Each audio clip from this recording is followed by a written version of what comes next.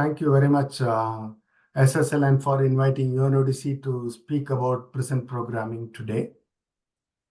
This presentation that I'm going to make today is with my colleague, Dr. Ihab Salah, who is advisor prisons based in Vienna, UNODC. And this presentation will be done in two parts. After I finish, I'll request Ihab to come and do the rest of his presentation. And kindly make a note of your questions, and we can take the questions at the end. So this is the presentation outline.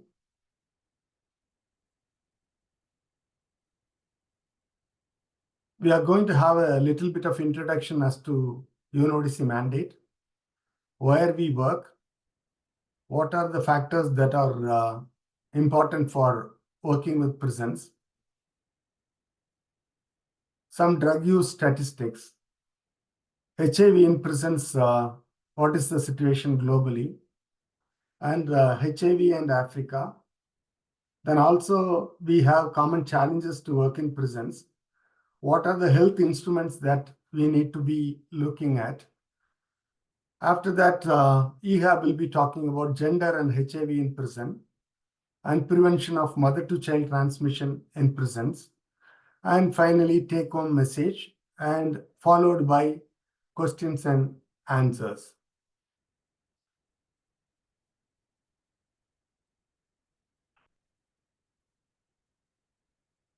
So when it comes to the UNODC's mandate,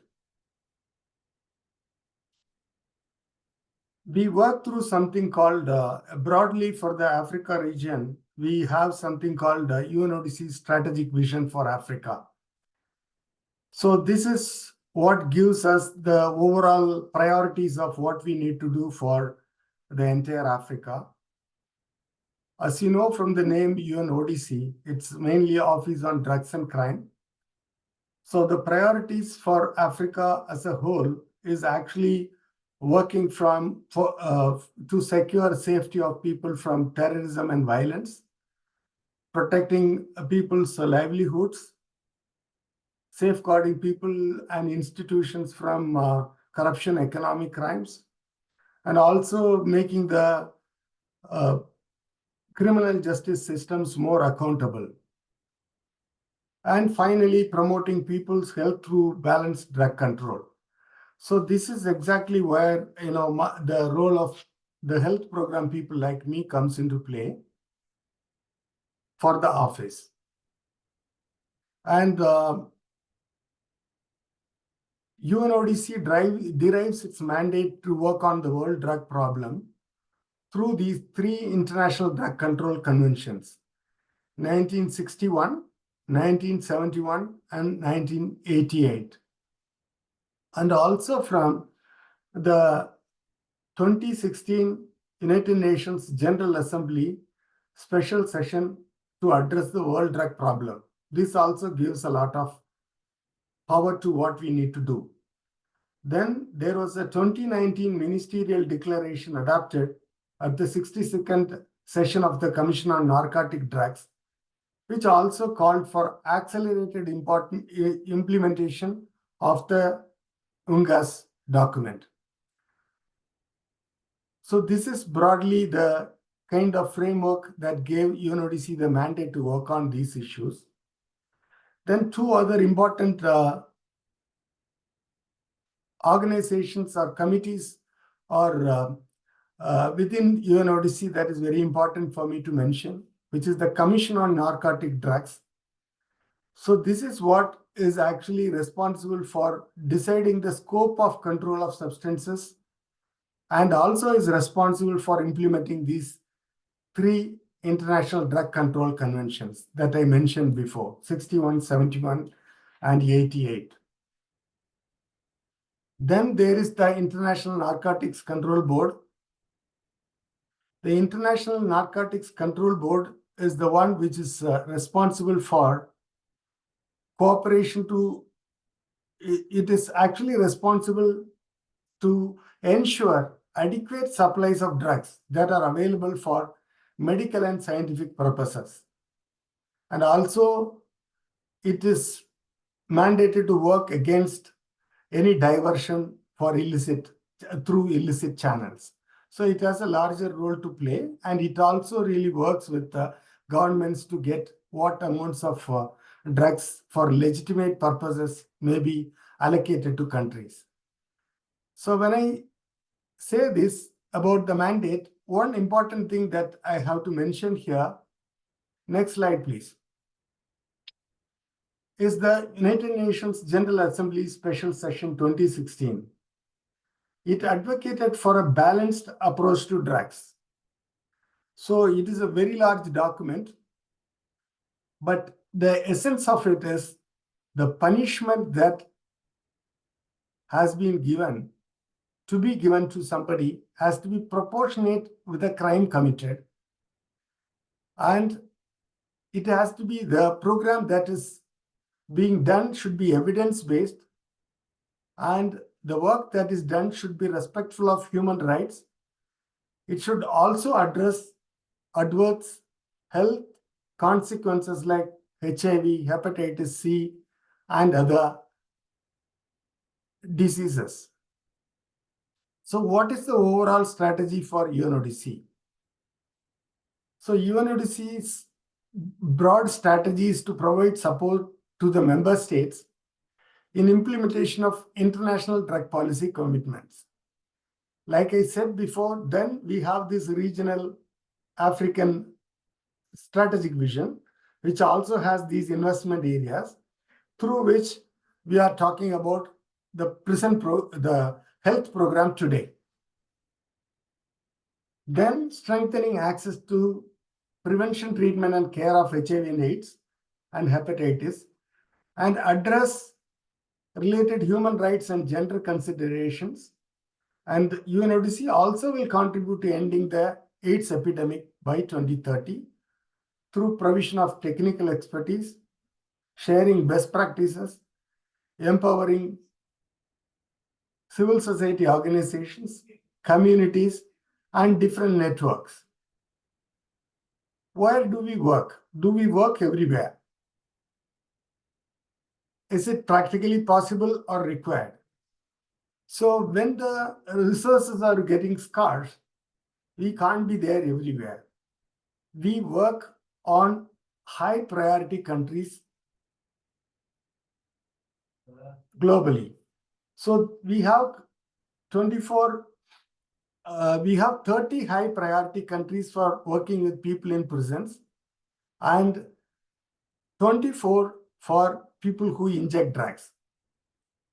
So many of these countries are in Africa. For example, when it comes to working in prisons, we have Lesotho, Malawi, Mozambique, Nigeria, South Africa, Zambia, Zimbabwe, Eswatini, and all these are from African countries.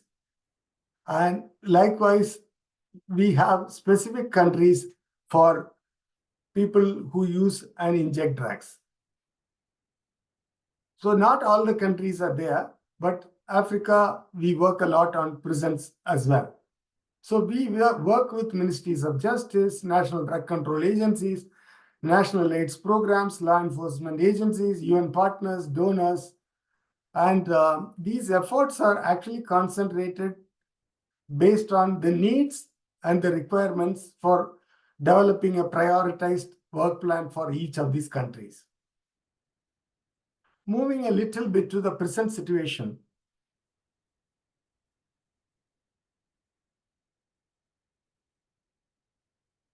Let's say you can move the slide to the present slides.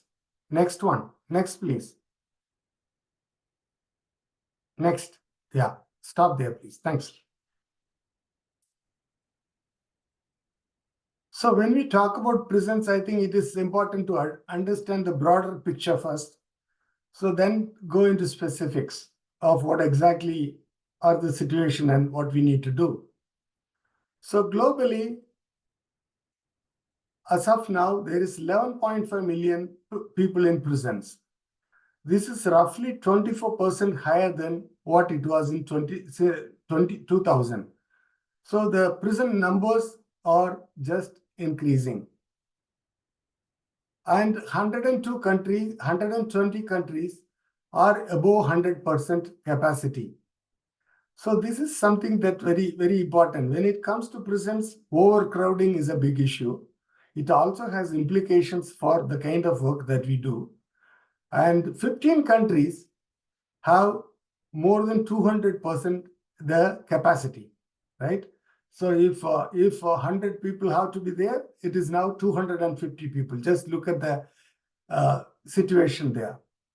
Then the drivers of overcrowding are sometimes it's a lot of punitive drug policies that makes people to go to prisons, and very discriminatory laws and increased sentences. Over a period of time, the sentences also have sometimes increased. And also very few alternatives to incarceration. People who need not have to go to jail are sometimes going to go to jail. For example, having possession of very small quantities of drugs for personal consumption. In some countries, they are in jail forever. Then some petty offenses, which people need not have to go to jail, sometimes are going to jail. Then the other thing for us to remember is roughly 1 in 3% is a pre-trial detainee, and is detained who is not convicted. So most of the people here are people who come into the system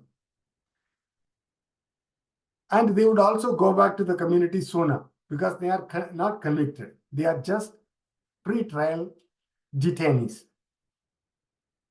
I don't have statistics for the entire globe right now. It is also not very relevant for this meeting, but I have some statistics of people in prisons for the SADC countries, which I recently prepared for another presentation. So which I thought is very important for me to share so that we understand the volume of people in prisons. For example, some of the countries like where I am currently working, South Africa, if you look at it, it's currently more than 155,000. So it is 157,000. So it's a huge number of prison population. Likewise, in DRC, in Madagascar, in Tanzania, in Zambia, and there are countries with huge number of prison inmates. So these are populations we cannot really leave them behind. It's very important to program effectively. And after so many years now, also we don't have the same level of programs that exist in the community inside prisons, which is a real cause for concern. Next slide, please. So what are the prison system factors? Thank you. So prisons, as we know, are environments which are really having multiple vulnerabilities.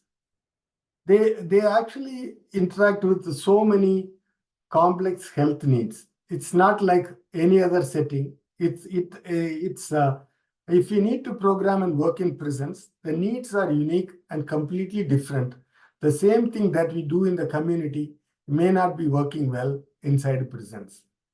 So there is overcrowding, there is interpersonal violence, sexual and gender-based violence.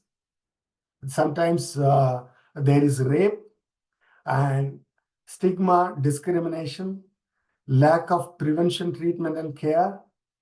And also the mechanisms are not that very strong for protecting some vulnerable populations in prison. And the staff training may not be inadequate, and lack of infection control measures, poor linkage to health and social services on release. This is also something that is very important that we need to keep in mind. Do we have the right kind of programs? I said in the beginning, 1 in 3 person is a pre-trial remandee. So what happens to him when this person or he or her is released from prisons? Do they have access to services when they come into prisons? Do they have continuity of care when they are actually released from prisons? Sometimes the answer is very obviously no. Next slide, please.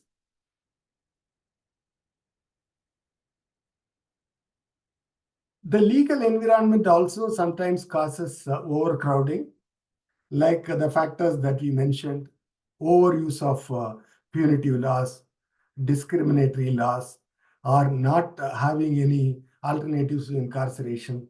Sometimes it's also a challenge that prison populations are not always taken into consideration for discussions in terms of developing policy, strategies, and guidelines.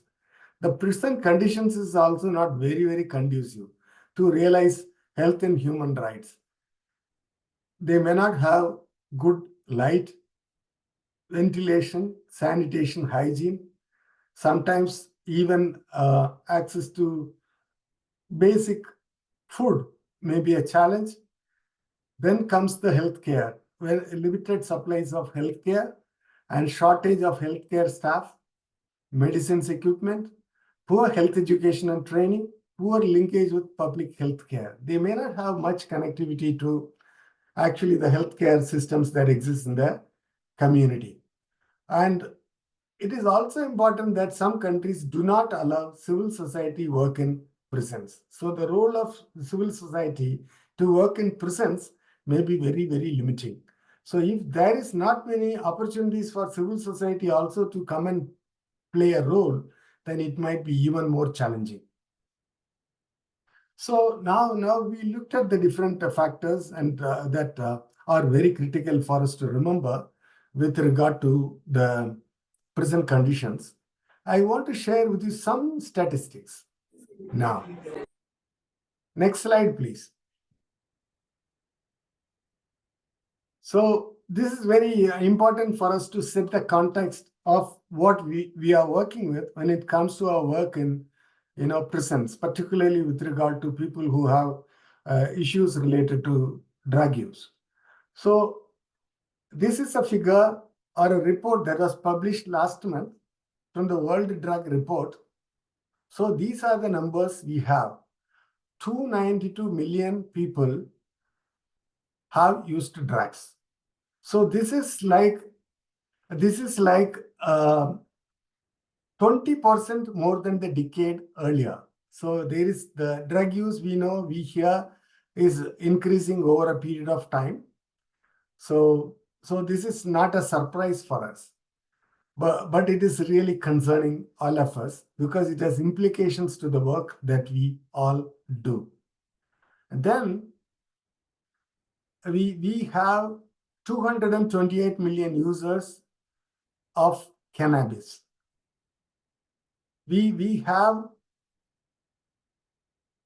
a lot of people, now reporting using amphetamines. And earlier, cocaine never used to be in Africa region.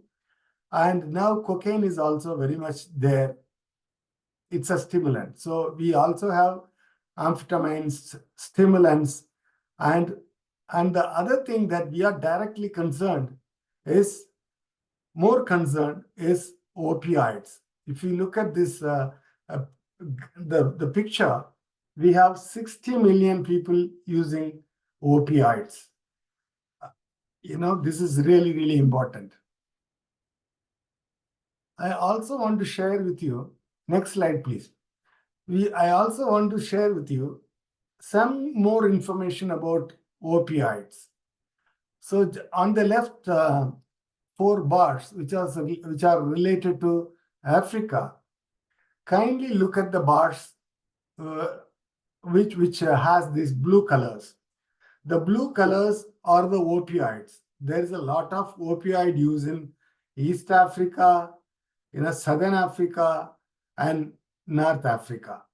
And also you will see this, the orange color, which is amphetamine type stimulants. You will also see this yellow, which is cocaine, which is there almost in all the 4 regions.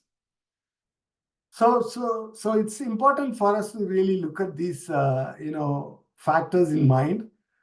So it is also important. I'll speak about what are the essential elements of comprehensive package of HIV prevention services later, but it is very important for us to be able to understand there is a significant amount of opioid use in our region.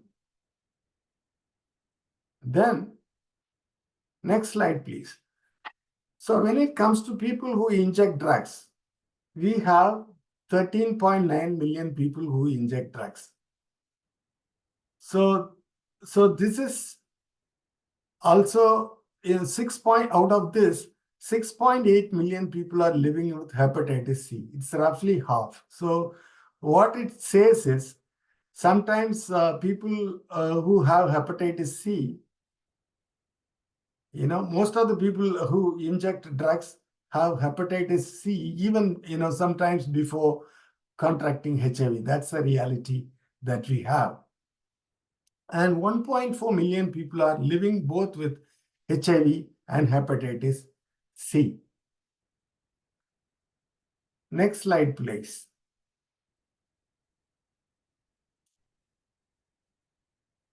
This is almost the summary of what I just said now. So out of the 11.5 million people in prisons across the globe, we have 4.3% living with HIV, 15.1% are living with hepatitis C, 4.8% have chronic hepatitis, and also tuberculosis is an important thing in prisons, 2.8%. I have 1 or 2 slides about that. I'll go to that later. People in prison are considered 6 times more likely to be living with HIV than adults in the general population. The number of women in prisons has increased at a faster pace. 35% is a significant number over the last 2 decades. The HIV prevalence among women in prisons is also reported around 5.2% as compared to 2.9% among men. So it also tells us that so much of programs that needs to be focused on women in prisons as well. Sometimes this may not be the reality of where we work. Sorry. And women might have less access to healthcare services than males in prisons. This is the reality. Next slide, please.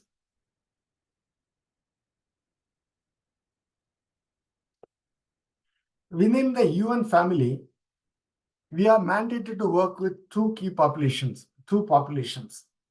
which is people who use and inject drugs and people in prisons. Within the UN family, UNODC, according to the Division of Labor Matrix, is responsible for promoting work with these two population groups when it comes to working around HIV issues.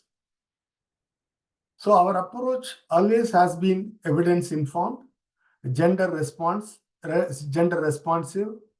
and human rights based. I also want to share one small slide with regard to HIV prevention presence. Next slide, please. This is not a big surprise.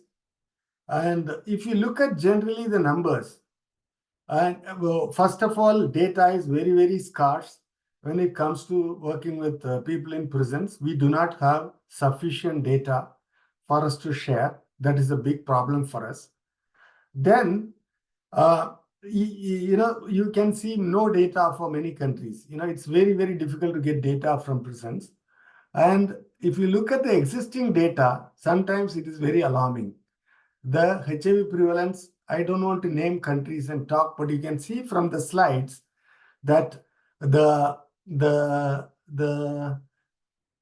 HIV prevalence is really, really high. in most of the countries.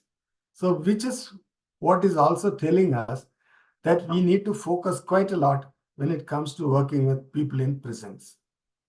Then I want to give a big picture about East and Southern Africa. That's what I have some information for. Next slide, please. So 41% of the new HIV infections in East and Southern Africa occur in South Africa. 34% occur in 4 countries, Kenya, Uganda, Zambia, and Tanzania. And you can also see the rest of Eastern Southern Africa, many countries are there who are contributing to significant new infections. So this also tells us that we need to be really looking at these numbers as well, because people in prisons, people who use inject drugs are also populations which contribute significantly to these new infections. So next slide, please. So what is UNODC advocating? What is UNODC supporting? What is UNODC recommending? So we provide technical assistance, policy support, and capacity building with international standards. We have a technical tool for implementing comprehensive HIV program in prisons. So that comprehensive package or this tool that can be downloaded online, or after the session, if you want, please put it in the chat. I will share it with everyone, this technical tool.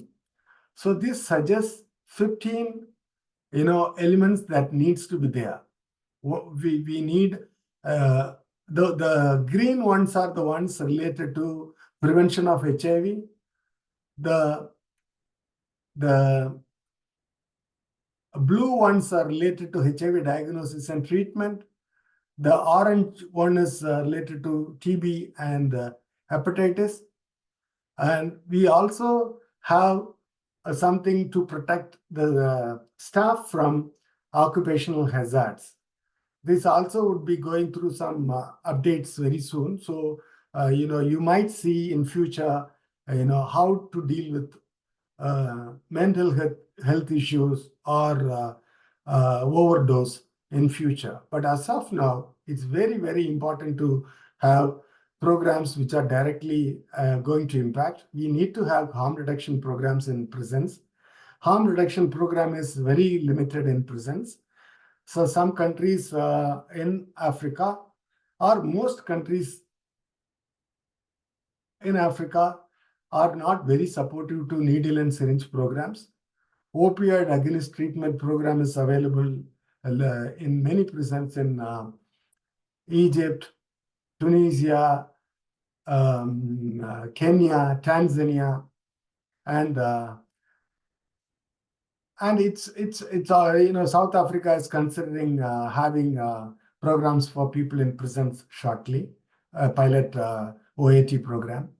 So many countries are planning to implement harm reduction measures, but it is very, very important to have a comprehensive program which covers all aspects of it with proper post-release social reintegration measures. Next slide, please.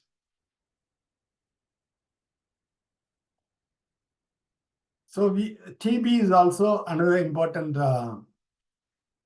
disease that we need to be very mindful of when it comes to working in prisons.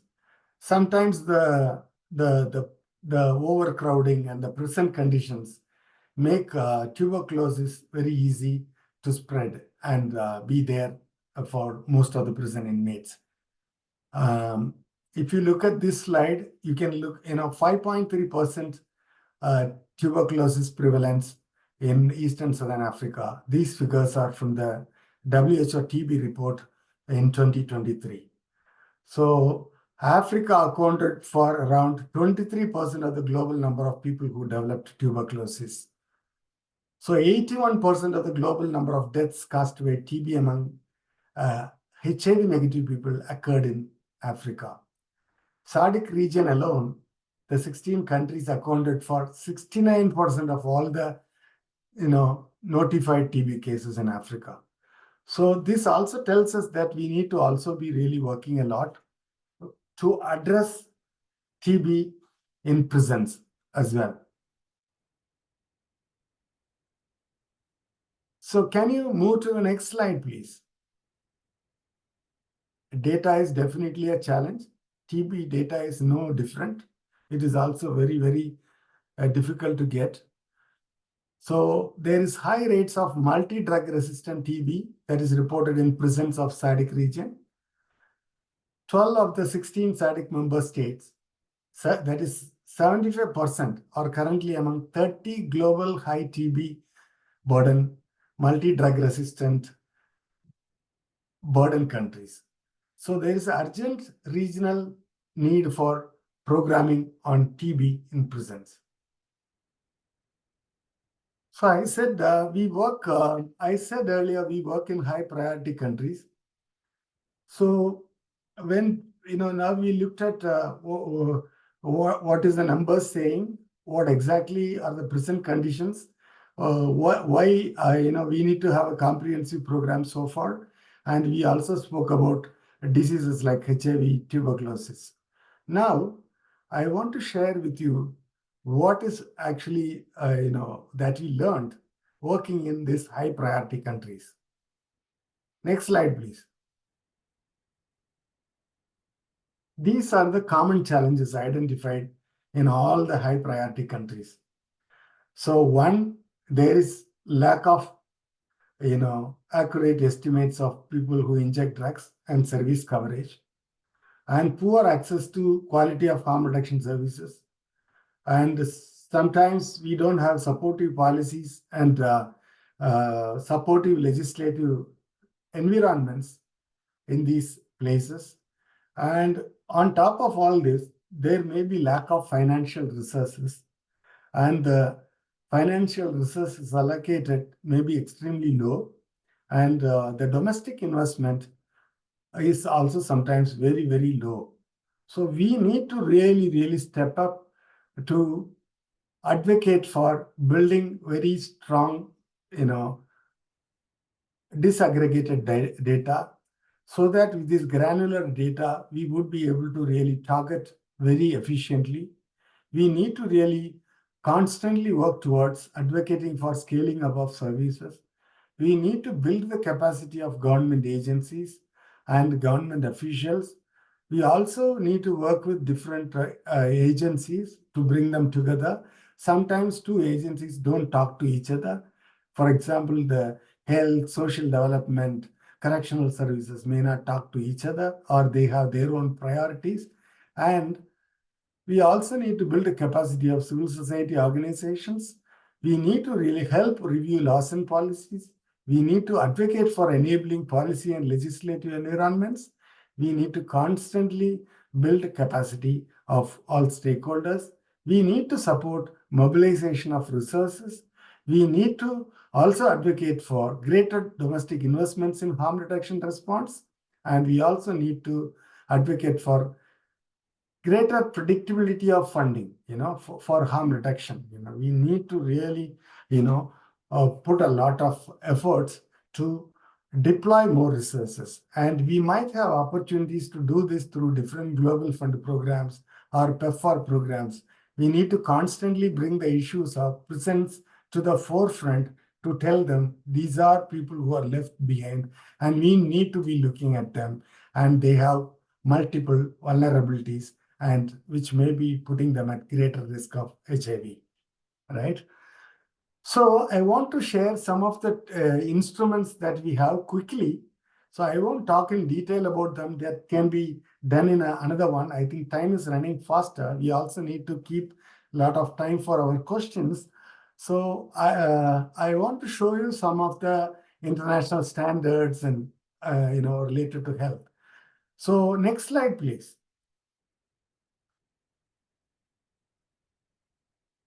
To promote the good health and well-being according to the SDG 3, and we have Nelson Mandela rules, we have Bangkok rules, we have outcome document 2016. I just mentioned in essence. We have the global AIDS strategy. We have a new one now. So we also have the political declaration on HIV and AIDS, ending inequalities and getting on track to end AIDS by 2030. Then, and what is very directly important is some standards that I just want to share with you very briefly from the Nelson Mandela rules. Next slide, please. So this is like a Bible for implementing or a golden standard for implementing standard minimum rule for treatment of prisoners across prisons in the globe. So it is rechristened as earlier it was called standard minimum rule for treatment of prisoners. It's now called as Nelson Mandela rules. So it has 122 provisions, and it also has very specific provisions related to health. I'll share with you very few of them very quickly soon. So they emphasize that provision of health care for prisoners is a state responsibility. This is very clearly mentioned as part of our. So when we advocate for working in prisons, these provisions can be told or brought to discussion. So that is why this is important. The rules provide detail to the principle, scope, and composition of healthcare. To what extent we need to have healthcare services in prisons is very clearly highlighted there. I'm going to talk about it very soon. The rules also ensure that healthcare in prison is governed by the same ethical and professional standards as the community. People in prison are not different from people in the community. So the same standards that exist should also be available inside prisons, which we know the reality. Next slide, please. This is Bangkok rules. These rules very specifically speak about all the sections related to implementing HIV and AIDS in prisons, and also prevention of mother-to-child transmission. This is also very relevant to the work that we do in prisons. And there is also another rule called Tokyo rules, which I don't have a slide, that focuses a lot on the young people, the juveniles. So quickly, just pictorially, I want to show you some of the key elements from which are directly related to the Mandela rules. Next slide, please. Some important provisions that may come in handy for us to really talk about why it is important to have, health provisions for people in prisons. So there are 122 provisions. From the rule number 24 to 35 are healthcare related provisions in this Mandela rules. So like I said, the provision of healthcare is a state responsibility. And the basic rule is all the prisoners have to be treated with respect without discrimination, torture, or other forms of ill treatment. And they are also strictly prohibited.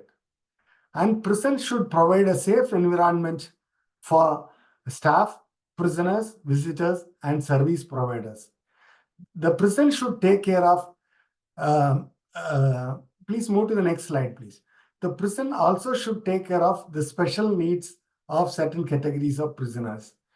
And they should have full access to prison life, because they have some special needs should not prevent them from accessing the full life in prisons like any other prisoner. Next slide, please.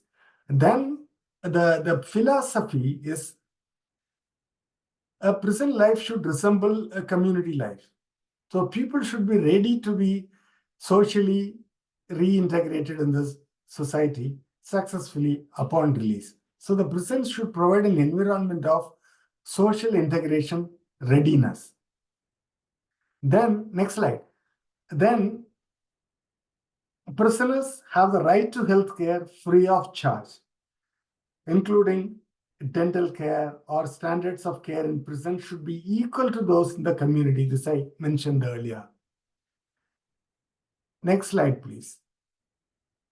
Then continuity of services should be also definitely ensured.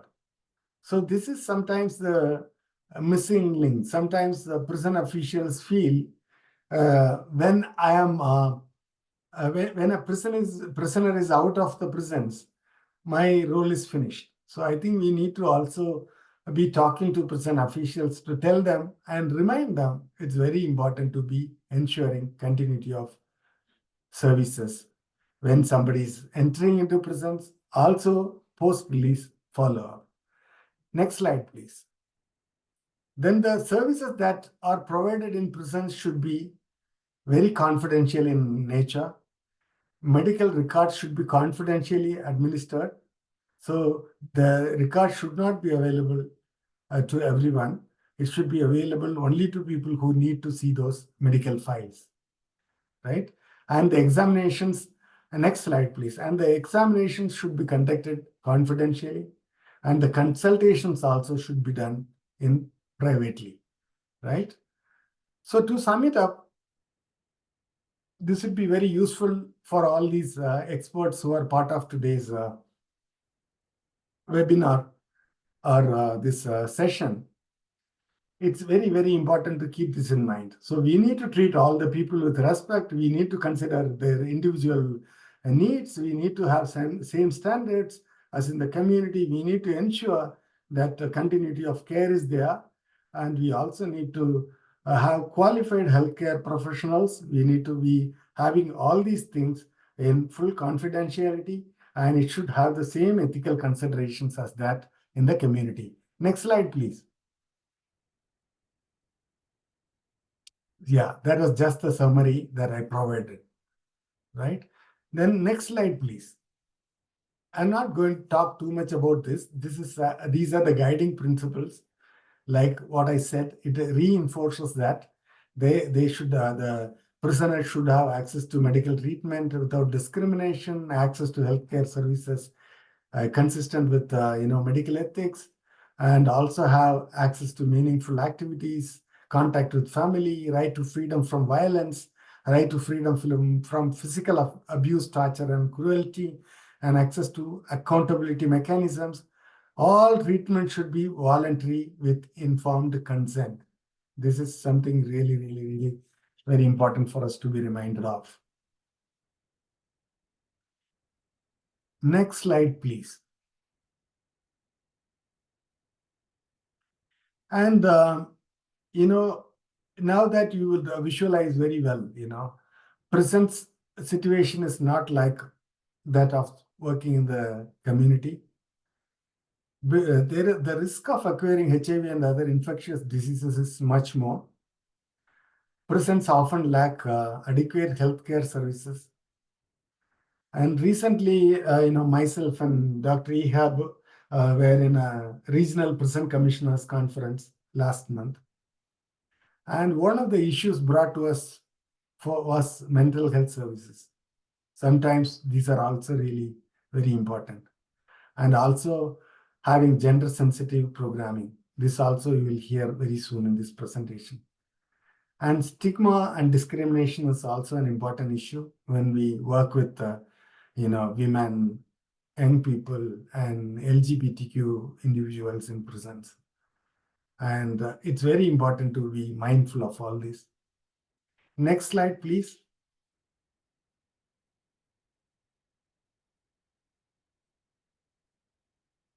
Needless to say that overcrowding is also having an impact on all that we do. Overcrowding can really increase the issues leading to violence, stress, disease transmission, including HIV, TB, viral hepatitis, and STIs. So this is also something very, very important. Next slide, please. Then gender-based violence, particularly amongst women, is also something, we need to really work a lot on. And I spoke about mental health issues. So people with mental health issues may engage in risky behaviors. That also is putting them at great risk to contracting HIV and other infectious diseases. So stress and trauma related to GBV also can be exacerbating their mental health issues. So what are the strategies that UNODC uses to really address all these? Next slide, please.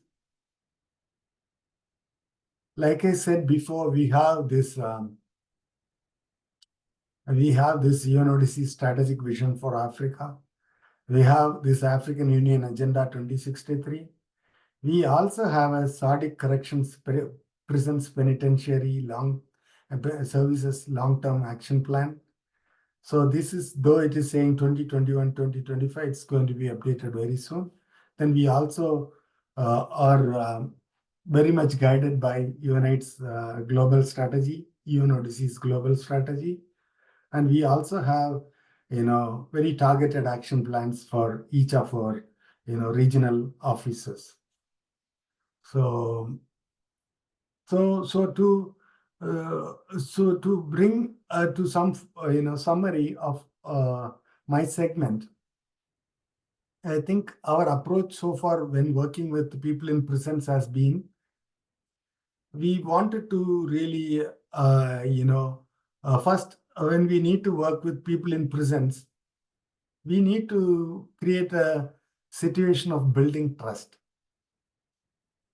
We have to really get the confidence of prison authorities to start programs, which will not really create problems for the prison management. So building trust is very, very, very important. Then the other thing that we have learned is incremental steps have to be taken for adoption of comprehensive, approach or implementing comprehensive package. We cannot force prison authorities to implement something which they feel may not be, implemented at that point in time. If they need time, we can only do that programs incrementally. We can bring them to the prisons. And the other important thing that I would like to share is all the things that we do should be within the legal and institutional framework. And you would all know that each prison has a prison manual, and each prison has separate rules and laws and regulations. So the work that we do should exactly be within the legal and institutional framework in the countries that we are planning to work. That is very, very important. And another important thing is that when we work with people in prisons, the bulk of the population is also people who are not injecting drugs, right? So it is important to have a program that also really takes care of the entire people in prisons, not only for few sections of few people. That is also not a good strategy.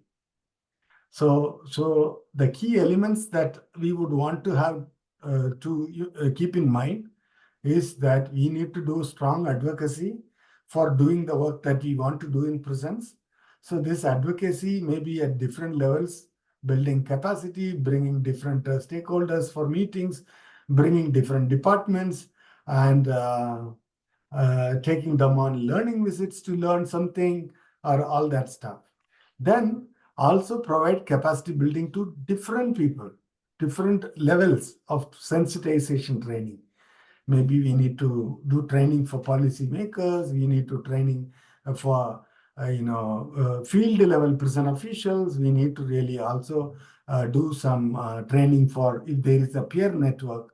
It would be very advantageous for us to also do something for the peers inside prisons to do our work efficiently.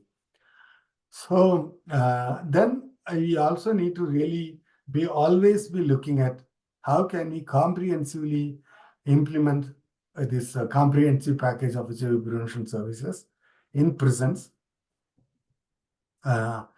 taking into consideration whatever is possible at that point in time.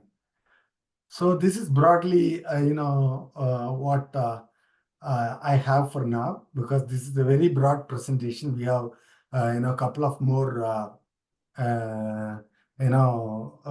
segments as well from my colleague. So now I am inviting, next slide please. Now I am inviting my colleague Dr. Ihab Salah, who is the advisor HIV in prisons in Vienna. He also has a lot of experience working in Africa region. He was me long time back. He was also advisor, for Southern Africa long ago. So he would be talking on gender and HIV, and also about PMCT, prevention of mother-to-child transmission in prisons, and the tools that we have. Next slide, please. So I warmly welcome Ihab to continue with some of the slides. Forward, please. Thank you very, very much. Welcome, Ihab. Thank you. Thank you very much, Guna. And wow, very impressive. Almost 1 hour, and I think you need a sip of water right now. Well-deserved sip of water after talking for 1 hour. So thank you very much. And also, thanks to our colleagues in the South-South Learning Network. We really, as UNODC team working on HIV, we value our partnership with SSLN, and we think that, and we believe that this is very strong strategic partnership to address the needs, the health and HIV needs of people in prison. We look forward to scale up this partnership. We started with many things, including the PSAT and this link and learn and other things, hopefully in the future. We stand ready to work with you and to cooperate on addressing the health and rights of people in prison. Thank you very much. As Guna mentioned, my name is Ihab, and I'm a medical doctor specialized in the epidemiology of infectious diseases. I've been working in prisons for, I don't know, more than, stop counting, but more than 25 years, prison health, development guidance, advocacy for human rights, and all of these things. I'm based in Vienna and working with my colleagues in the field. At the same time, I'm also the UNAIDS focal point at UNODC, and we all know UNAIDS. UNODC, the United Nations Office on Drugs and Crime, is one of the 11 co-sponsors of the UNAIDS. And our mandate is to address HIV among people who use drugs and harm reduction programs, and also address the needs of health needs and HIV needs of people in prison, and all the other related prison programs as well. So this is our mandate. And again, as Guna mentioned, please hold your questions. We might have some time before the end of this session. So please hold your questions. We'll put it in the chat, as our colleague said, and we will be happy to respond, if possible, to your questions by the end of my presentation. I also hope that we have some time for our other advisor colleagues. We have Boniface here to share with us some insights from his side and from his region as well. So, and I promise you, I will not go for 1 hour, okay? So I will go very short. And here we're talking about gender and HIV. One of the topics that has been neglected for a long time when we talk about gender-specific and gender-responsive interventions in prison. And this is how we started in UNODC to address this early in 2017. UNODC, we have two governing bodies. One of the Commission on Narcotic Drugs that Guna mentioned at the beginning of his presentation, we call it the CND. And the second governing body for UNODC is the Commission on Crime Prevention and Criminal Justice. We also call it the CCPCJ. And CCPCJ came with a resolution, and the resolution is to support countries to address prevention of mother-to-child transmission of HIV among women in prison. That was in 2017. The first resolution, UN resolution addressing the vertical transmission of HIV for women in prison settings. The resolution is also asking UNODC to support countries in two major things. Number one is to develop technical guidance on how to address vertical transmission of HIV in prison settings. The second question that came, or second asked UNODC, included in the resolution, is also to support countries to collect data and strategic information as related to the vertical transmission of HIV. Unfortunately, at the beginning, when we started this work, the data on the vertical transmission, pregnant women living with HIV, babies born with HIV in prison settings was very limited and very close to zero. So what we did in response to this resolution is to start working on the development of the technical guide. You see the technical guide in the background. The process was, of course, as we always do, we invite many experts. We call it the expert group meeting. We have a big number of experts working together from UN, non-UN, international organizations, national experts, civil society organizations, community-led organizations, and so on. We have a diversity of academia, of course, and professors, and then we have a diversity of experts who help us to shape the development of the technical guidance. And we did. This is the one you have here, and I'll put it here as well. This is our technical guidance. It's available in different languages on our website. Please go there and check it. So the first thing, and when we talk about the addressing the vertical transmission of HIV in prison, it's not limited to that. We also use this opportunity as an entry point to start working on addressing sexual and reproductive health in prison settings as well. So if you go through this, take a minute. It's a very short document, and we always keen to keep our technical guidance document very short so people can read it. So you will see that this is also addressing sexual and reproductive health alongside the prevention and management of vertical transmission in prison settings. So this is the first one I'm talking about. The second one, as requested by our resolution, is to collect data. And the way to do it is to develop a tool, a monitoring tool for collecting data on vertical transmission of HIV in prison settings. And we did that as well. And as you can see, this is a document, you see it here. This is the physical document. I'm holding it to you for here now. It's also available on our website.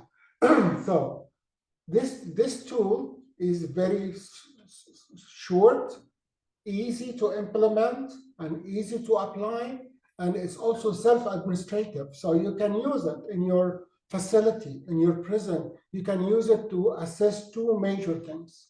Number one, the epidemiological trends, to see the trends, epidemiological trends of the vertical transmission of HIV. The second thing, which is also very important, is to measure and assess the service coverage as related to the prevention and management of vertical transmission in prison settings. So this is the two documents. As I said, both of them are speaking to each other, and both are available on our website. That's one thing. Then we talk about gender. We should not ignore the fact of, no, we're still not there, please go back to the previous slide. Sorry for that. Thank you. Something we don't have a slide, but I wanted to mention this. If you think it's helpful, you can use it. If not, just ignore it. It's the addressing the needs of transgender people in prison settings. We also developed this document. You will see it on our website.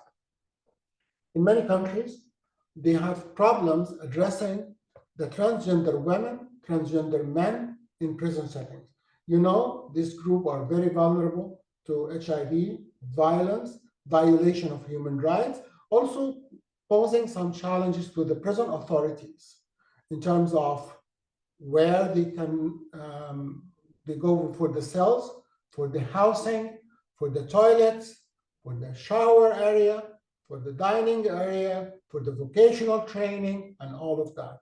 So I think this is also the first time to address the health and human rights needs of transgender people in prison settings. This is a recent document.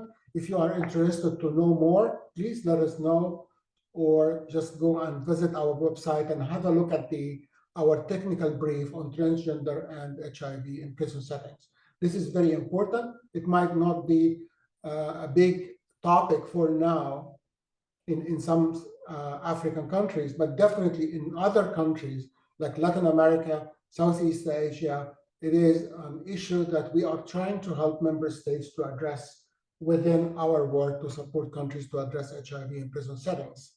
And the third, so first we speak about women, vertical transmission, sexual and reproductive health. The second topic we're talking about is the transgender people in prison. And the third one, which we're currently doing right now, is the gender-based violence and HIV in prison. We are working on it. Next slide, please.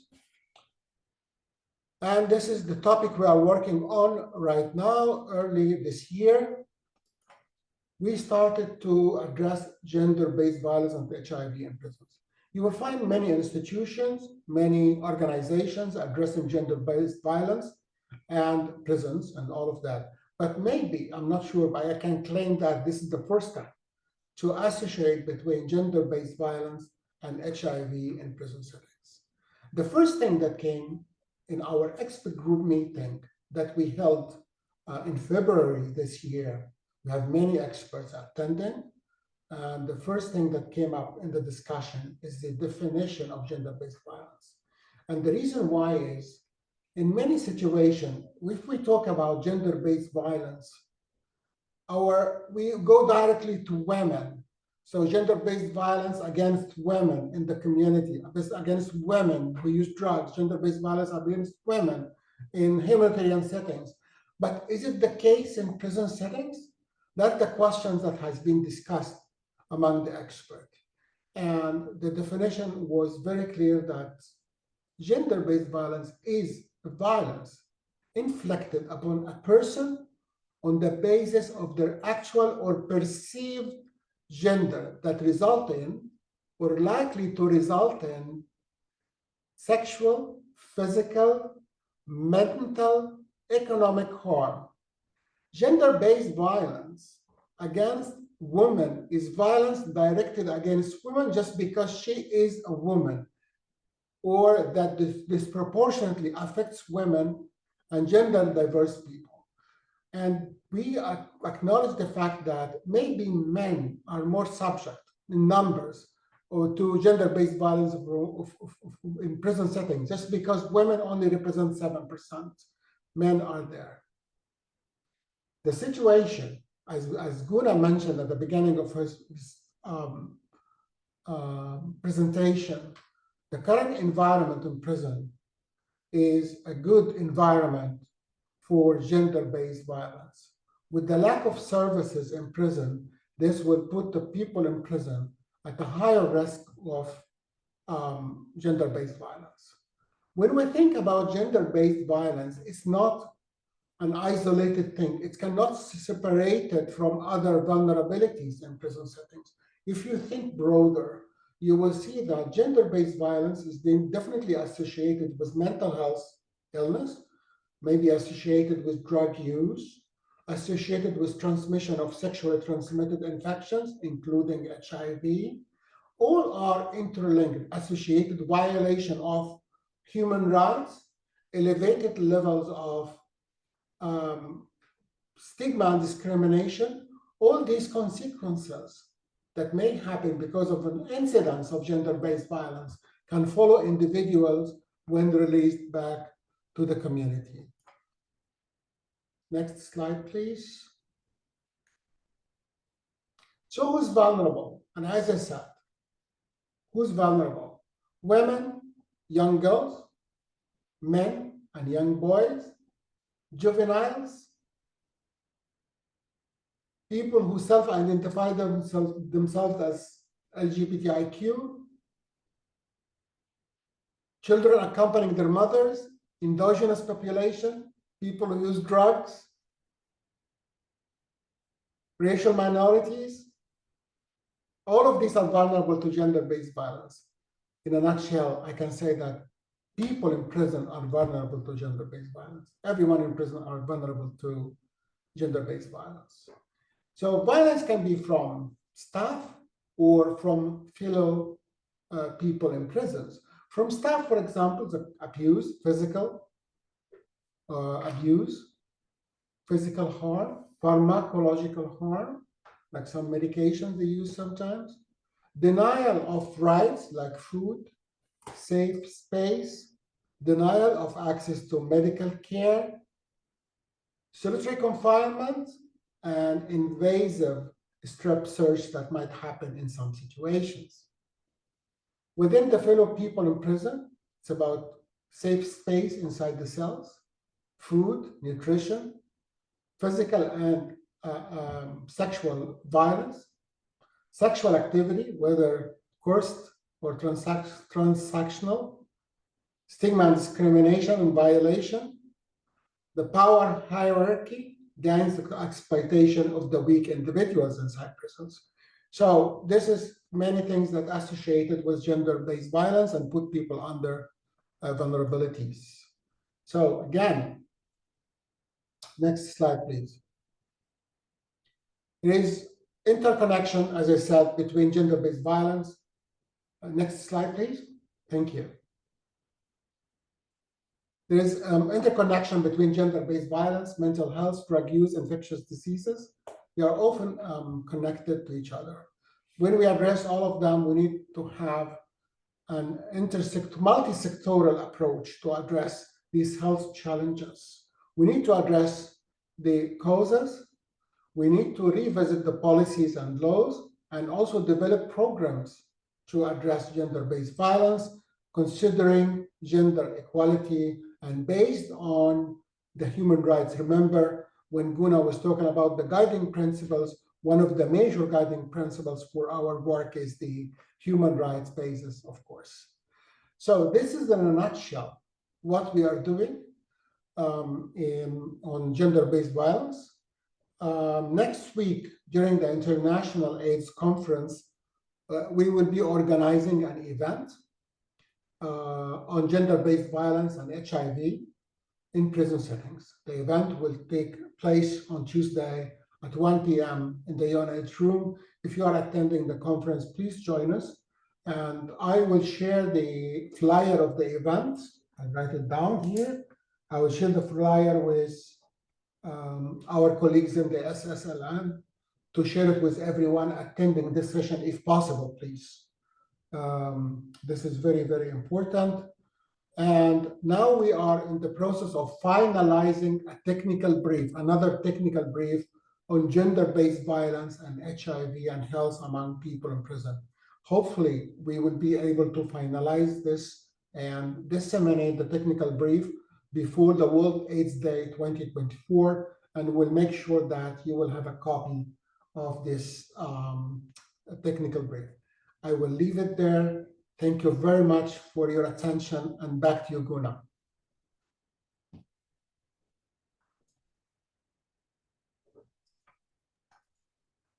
Thank you, Ihab.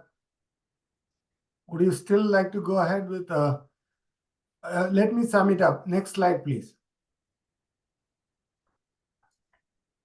Next. Yeah. So thank you so much, Ihab, for all those insights and very, very important initiatives that we are undertaking. And I just cannot summarize this long presentation into anything, but I want to leave it with a couple of take-home messages today. I think this needs to be told again and again. The need for improving data to inform policies and strategies. It's very, very, very, very important. We need to really have data We have very little data for people in prisons. We also collect data to look at the situations in high priority countries every year. We find it very difficult. Most of the time, the data that we get is the same data for 2 years or something. So the data is very, very important for us to be able to contribute and make meaningful investment of the very little resources we have. That's one. Then also we need to really support, work towards supportive laws, policies, and practices. Working with, the prison means we also have to really help them come out with supportive laws and policies.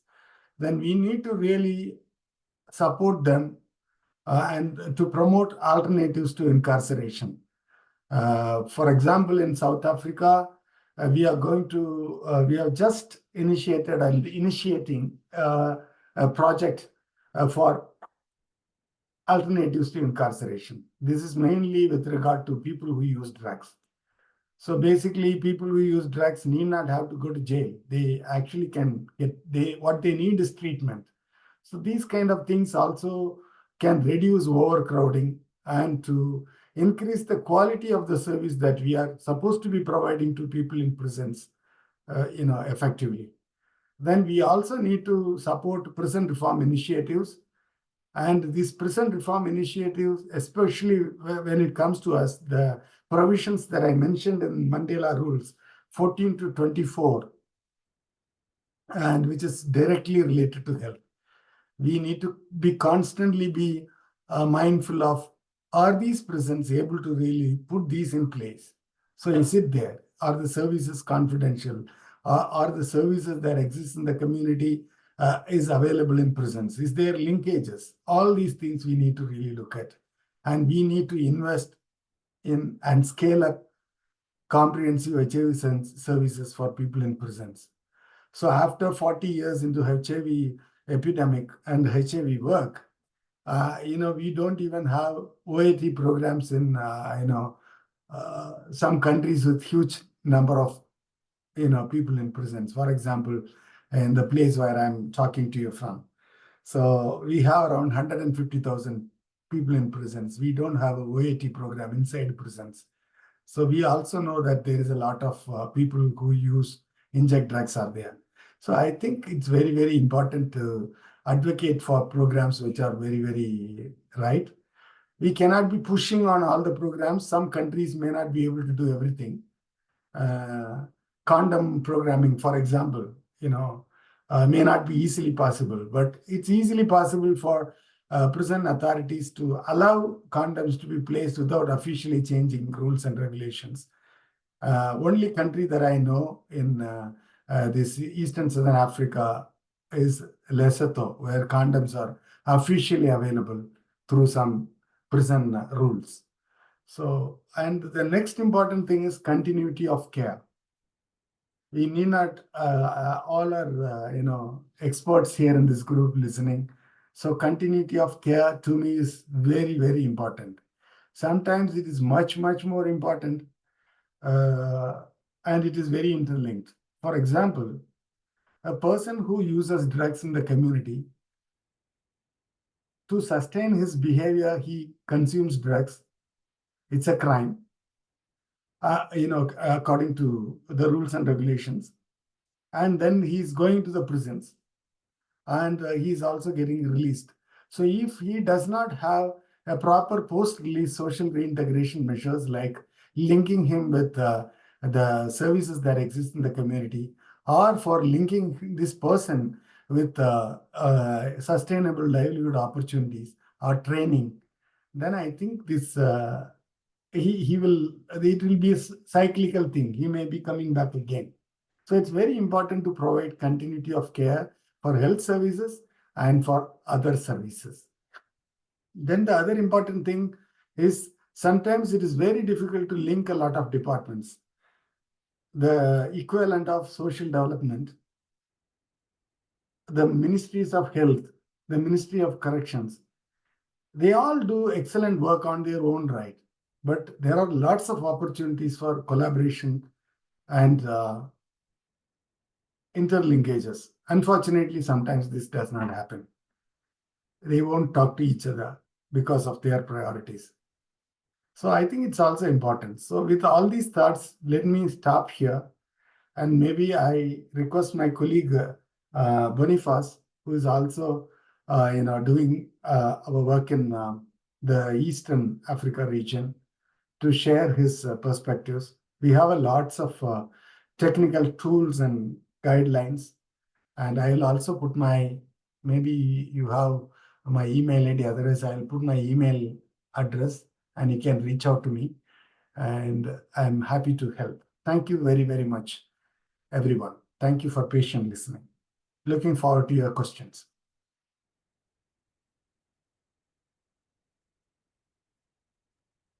Thank you, Guna and Boniface, for that really, Guna and Ehab, for that really, yes, for that really comprehensive presentation. Now we're going to have a Q&A session. So may I kindly request that our participants use the hand up function to raise their hands and ask their questions, and our UNODC colleagues will be here to answer.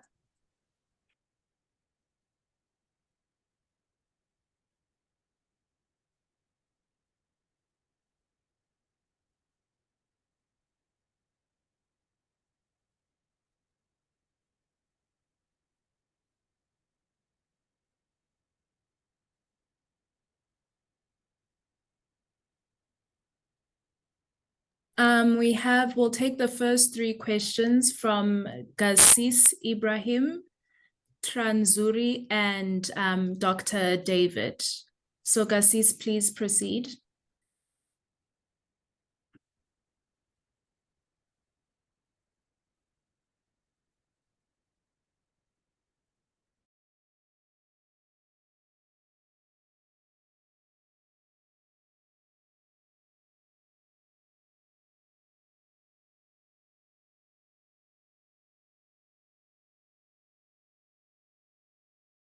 Ibrahim, please ask your question.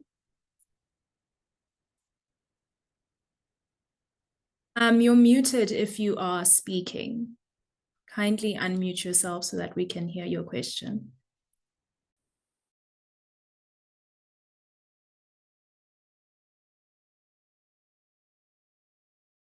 Are you hearing me now? Yes, we can hear you. Yes, we can hear you. Please go ahead. Yeah, I said before I ask my question, let me comment on the presenters. It was a wonderful presentation. At the same time, I must commend the government of Nigeria and NACA, because most of what they have presented, the government of Nigeria and NACA have addressed issues very, very well. But my question is, after all said and done, I didn't heard or mention from the presenters some of these antisocial behaviors that are the drivers in committing this crime before they land into the prison. No matter what you do, if you didn't address this antisocial behavior with regard to drugs and other social vices, our prison will continue to experience the problem of HIV, drug abuse, discrimination, and the likes and the rest. Because most of our prisons or most of our cells in our custodial centers cannot accommodate these people.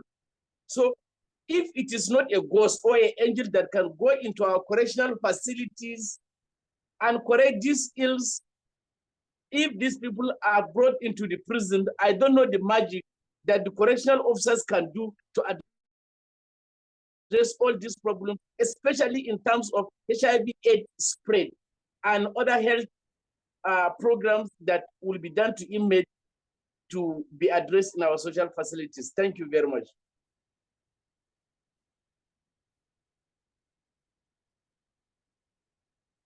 Hello?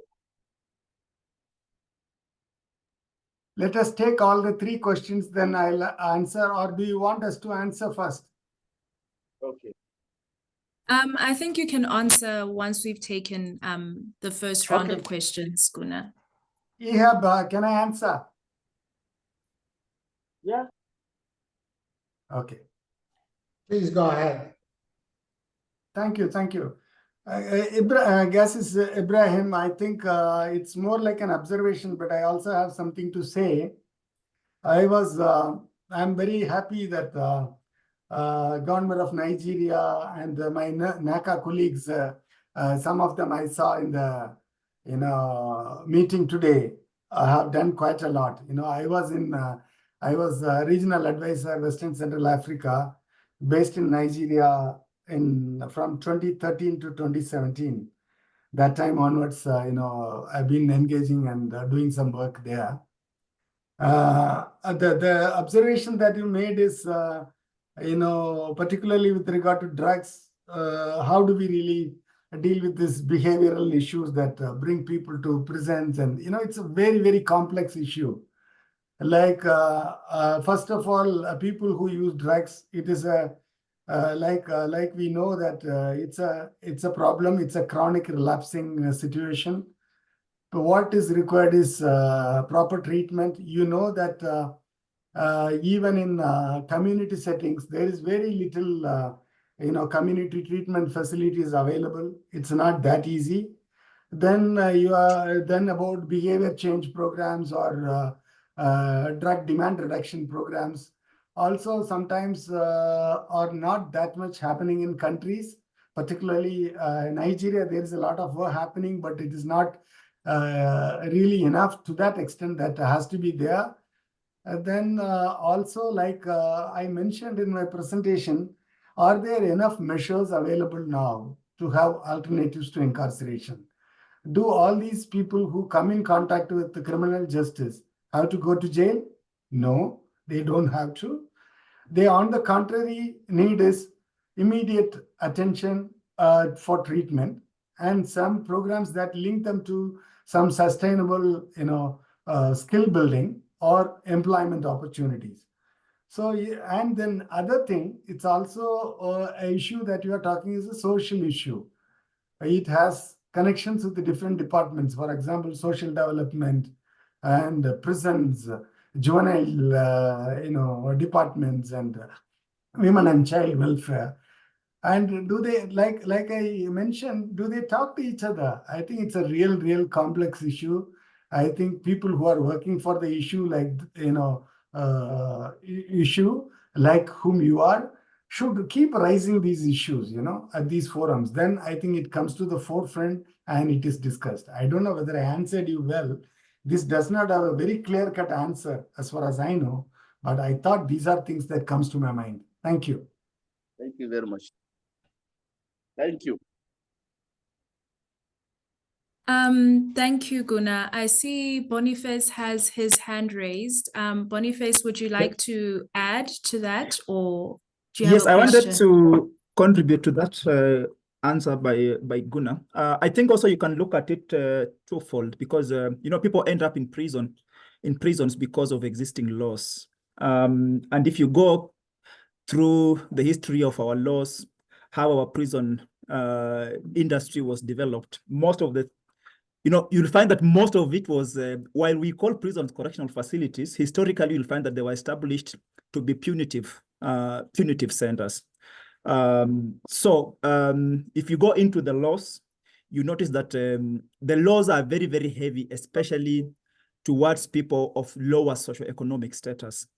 So for Kenya, for example, we've seen prisons where up to 70% of the population is due to possession of drugs for personal use. We have also seen that the number of women ending up in prisons is increasing. And for Kenya, when you look at this particular case where the number of women ending in prison is increasing, you discover it's because of just one law, the law against liquor. Because most people who are involved in the production and sale of this illicit liquor are women. And it's responsible to up to 70% of the women that we have in our prisons in Kenya. So we have to look at it twofold. We also need to look into our laws. Are there things within the laws that exist within our country that need to be changed? Because as long as laws are still punitive and targeting people of lower socioeconomic status, the number of people ending up in prison will continue to increase. Thank you.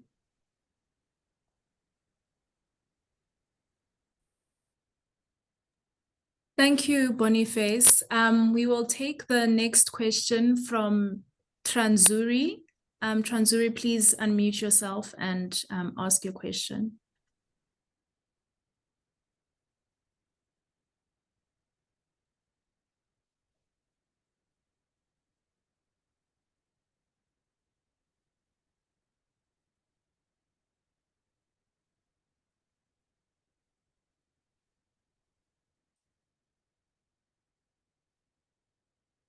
Okay, while we're waiting for Tranzuri, can we please have Dr. Shagun please unmute yourself and share your question?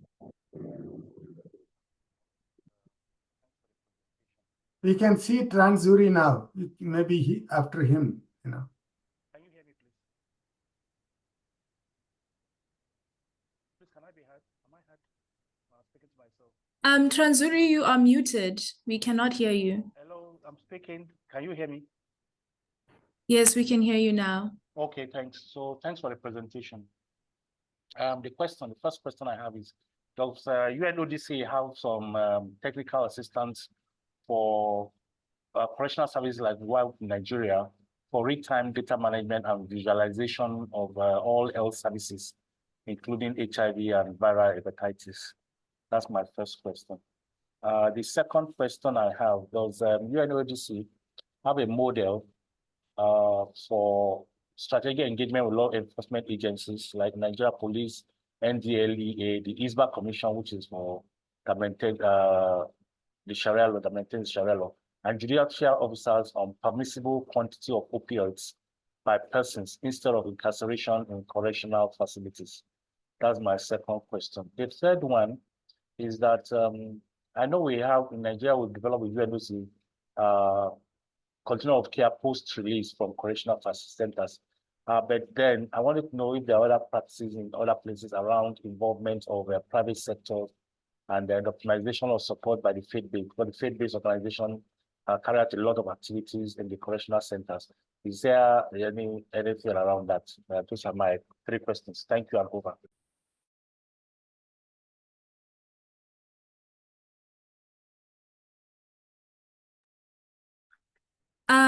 Guna, Ihab, would you like to respond to Dr. Shagun's questions?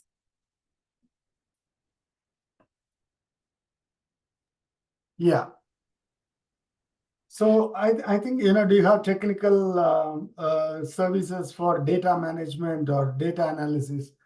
I think, you know, first of all, we need to build data. So availability of data itself is a big challenge now. So I do not know, are you working for prisons, Tranzuri? You are muted, Tranzuri. The question was from Dr. Shagun. So Dr. Shagun, can you please respond? No, I don't work for, I work for NGO, Society for Family Health in Nigeria. But we do a lot of work with correctional services in Nigeria, the correctional services. So I just wanted to know, because sometimes to get data, it takes a long time. But if we can get support, they can actually pull this data together. There are pieces and pieces all over the place. And if there's a support for them to actually manage this data, and then there can be visualization of this data by all, not just on HIV, but generally on all health services, so many things like the recent outbreak of cholera in some prisons, sorts of things. I don't know if you have that sort of support. That's what I wanted to know. That's the first aspect of it. Over. Okay, thank you. Now I get you. I was answering somebody else. Dr. David Wallace-Segun, I think thank you for your question. See, sometimes it is very sensitive. The moment we speak data, unless the prison officials have trust about how the data will be used, they won't be happy to share with us, right? So I think it is definitely possible. Prison authorities share the data with us because we also collect data from all these high priority countries, not very micro data, but on a broader data. Microscope, you know, very granular data, if we but definitely prisons have data, particularly from health with regard to the services they provide, everything.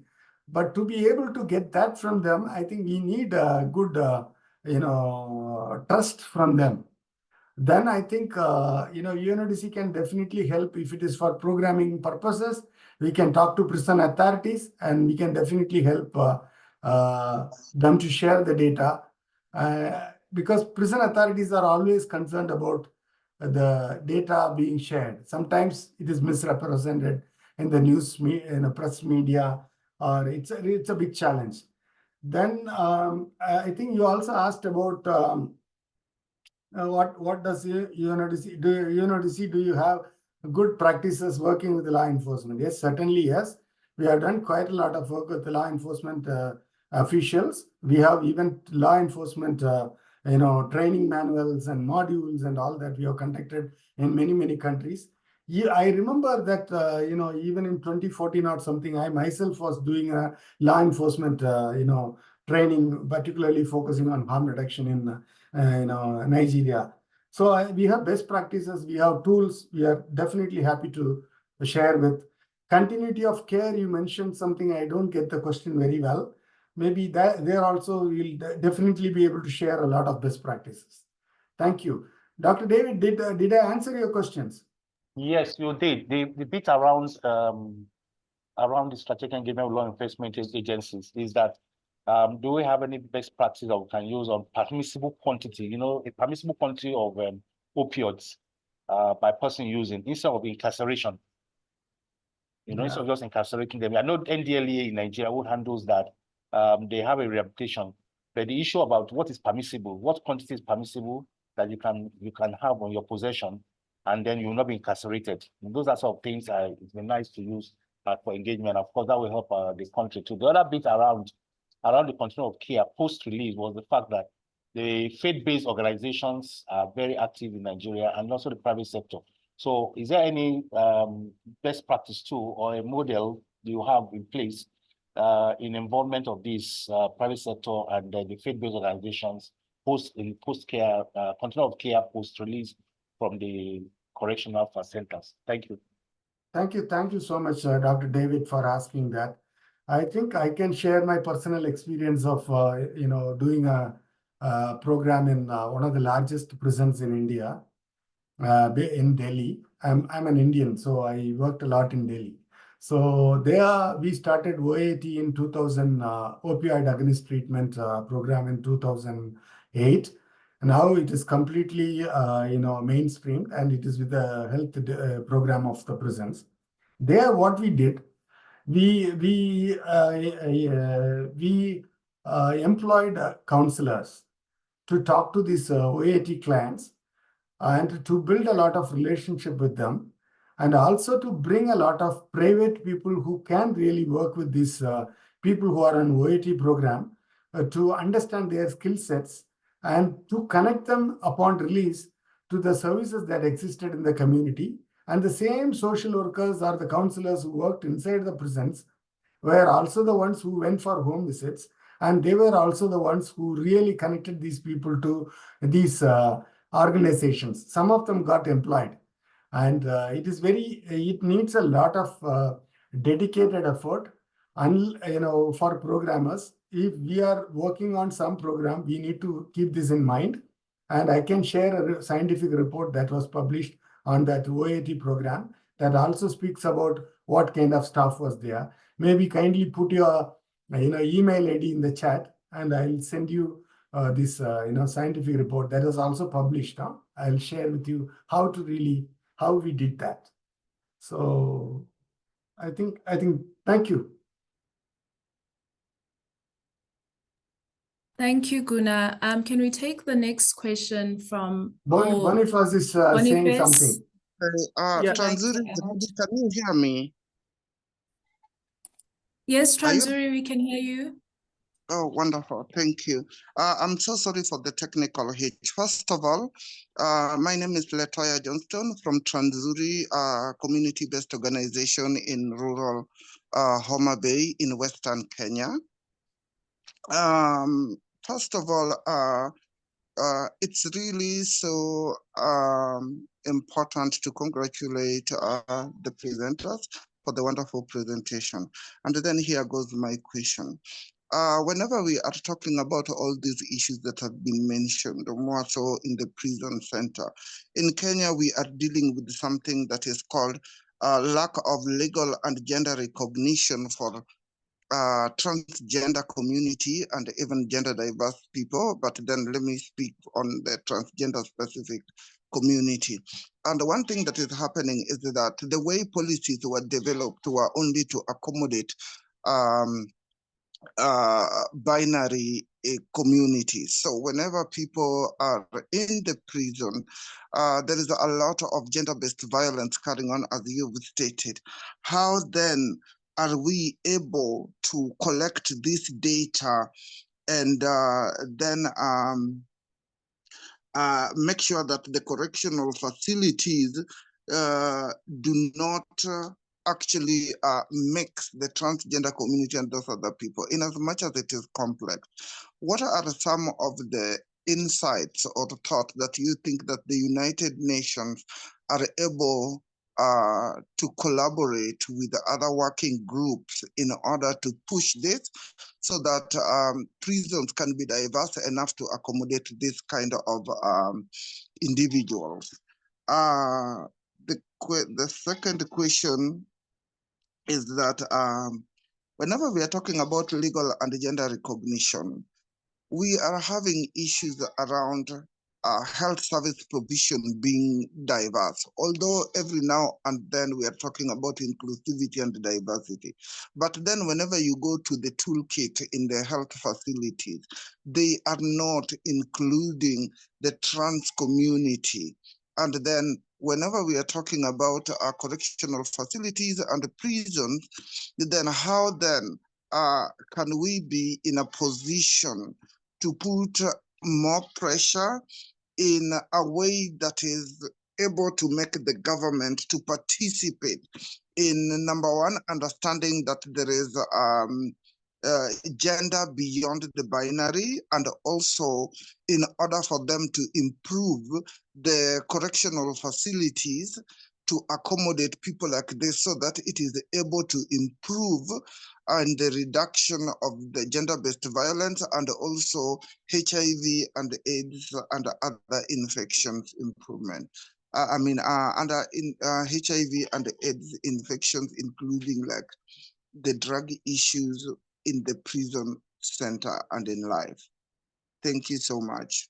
Oh, sorry. And the last one is on punitive laws that actually put the transgender community into the mental health, where people in the facilities, in as much as they would want to help, the facilities and the laws that have been put together in these facilities do not allow them to do anything beyond that they can do, because everything is by the law.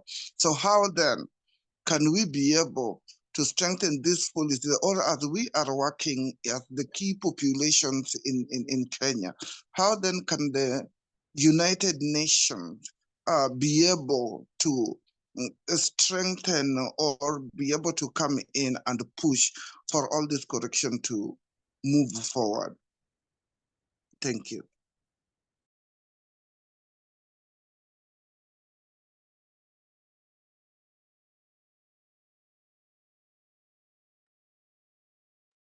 Ihab, would you like to?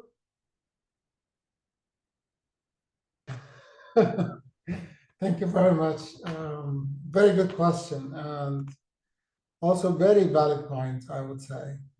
Let me assure you that all these questions have been addressed in our expert group meetings. And if you have time and go through our technical brief on transgender and HIV in prison, you may find some of these questions answered in this paper. So please take a minute and look at it. Let me try to answer now. The problem is we always try to move and respond to an issue.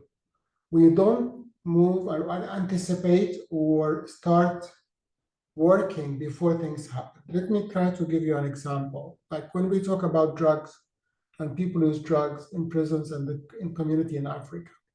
For many years, if you remember, if you guys, some of you are my age, you will remember that we did not talk about drugs in sub-Saharan Africa for a long time.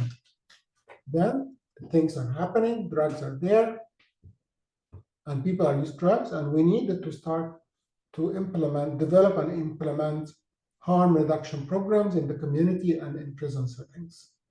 And it was late because already the injecting drug use has been contributing to the already higher prevalence of HIV in some countries.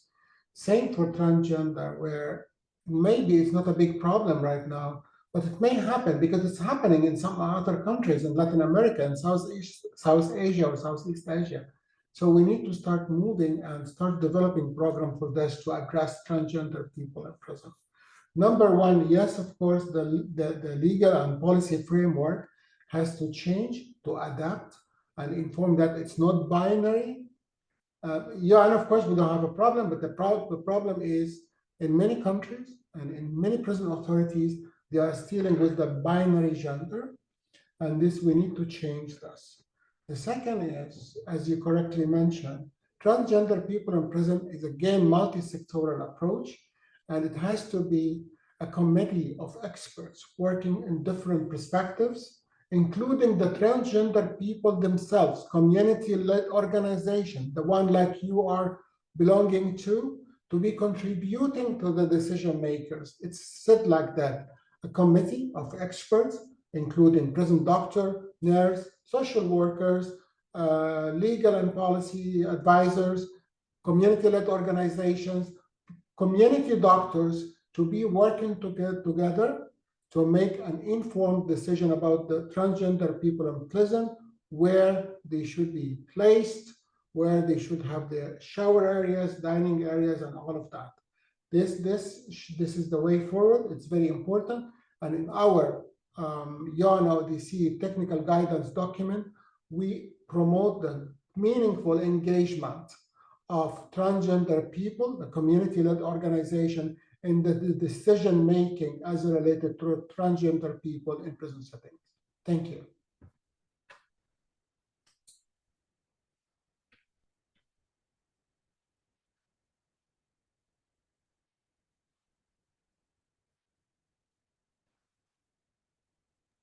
Thank you, Ehab, for that response. I see we have a hand from Ezine. Ezine, please go ahead and ask your question. Thank you, Ehab, and thank you, Gunnar, for your wonderful presentations.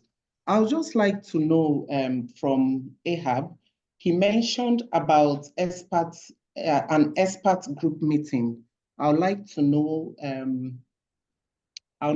the persons represented in that team.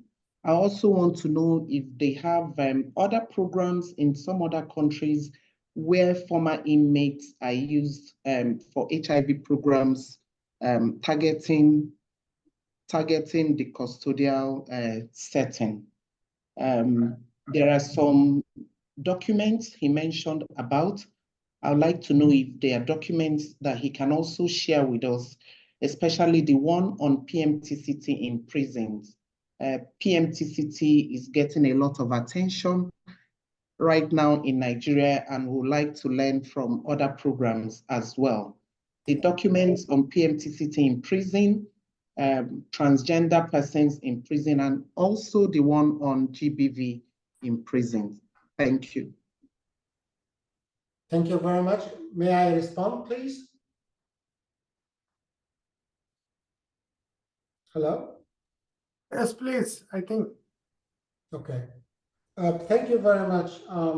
Again, very interesting questions from Nigeria. It's reflecting the real interest. No, thank you very much.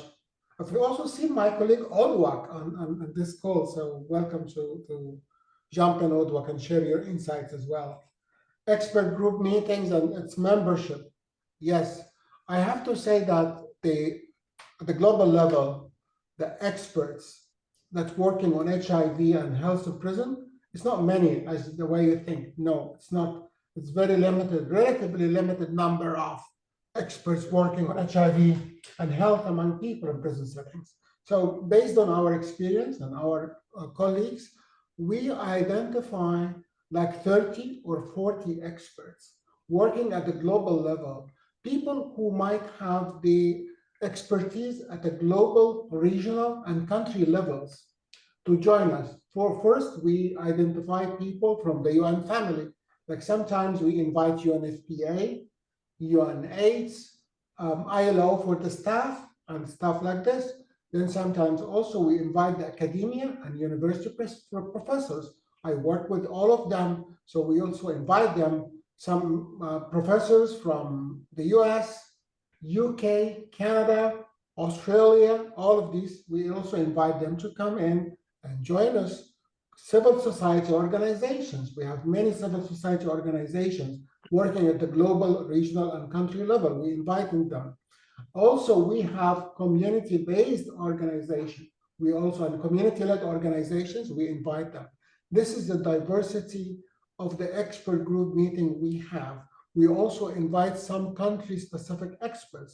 If some champions leading the prevention of gender-based violence among people in prison in country X, we also invite some advocate and champions to join us in this expert group meetings. This is as related to your question on the membership of the expert group meeting. We're also very open for the suggestions, please. We are not solid, it's very flexible membership. If you have any suggestions, please let us know. Let my colleagues know if you have a good candidate to join our experts would be considered either now or maybe in the future in the upcoming expert group meetings as well. The second question is, we work with former inmates. Yes, we do. We do work with former inmates. And let me start with that UNODC HIV Global Program on prisons. We have an informal group of civil society working on prison health. I think we have almost 40 members at a global level. Again, we have a group of friends or group of civil society organizations working on HIV and health in prison with 40 membership. So, some of them are working, or the civil society itself is structured and implemented by released prisoners. For example, I think one in Zambia, correct me, Guna, if I'm mistaken, and other countries. And we encourage that.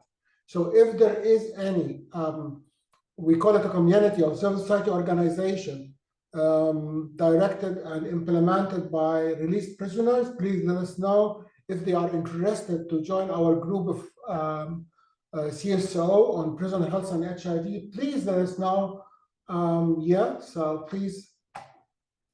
This is very much helpful for us to identify all the interested civil society organizations. And the last thing is share with you the publications. The publications are available on our website. Please go to UNODC website, go to the HIV prison publication. You will find all publications. Last thing about Nigeria and PMTCT vertical transmission, I'm happy to hear that. I will communicate with our office in Nigeria to see how can we do this. Just for your information, just before the corona, I was in Abuja and we organized a big national training on PMTCT and vertical transmission in prisons in Nigeria. If needed, if applicable, I will communicate with my colleagues in Nigeria to do it again very soon. Thank you very much. Thank you so much, Ehab, and thank you to the rest of our UNODC colleagues, Guna, Boniface, Ehab, for facilitating this session. Colleagues, you will see that there is a poll up on your screen now, so kindly complete the poll so that we can get your feedback on this session. And just to note that we will be having more focused sessions with UNODC on topics such as PMTCT, as well as transgender programming in prisons. So please indicate your interests in the chat. And all resources from this session, the publications that have been mentioned, as well as other guidelines from UNODC, will be made available on the SSLN website, along with the recording and presentation from today's session. We have a hard stop at 12 o'clock, so I think that we won't be able to take any more questions, but to our country champions, if you do have more questions, kindly message your country engagement leads and we will forward those questions to our UNODC colleagues. Ihab, your hand is up. Yes, both virtual and physical. Thank you very much. In closing, I want to say that tomorrow is a Nelson Mandela Day. And I think this webinar with SSLN and hosted by UNODC is the way to commemorate the Nelson Mandela rules. I will put it this way, and thank you very much. This is very timely. This is how we highlight the importance of implementing the Nelson Mandela rules as related to health and HIV. So this is the best way to commemorate this important day, which is tomorrow. And thank you for this. Just keep it in mind. This is the way to acknowledge the rights to health for people in prison. Thank you very much. Let me also say thank you very much, everyone, for being on this session, and great meeting all of you today. Thank you. Bye.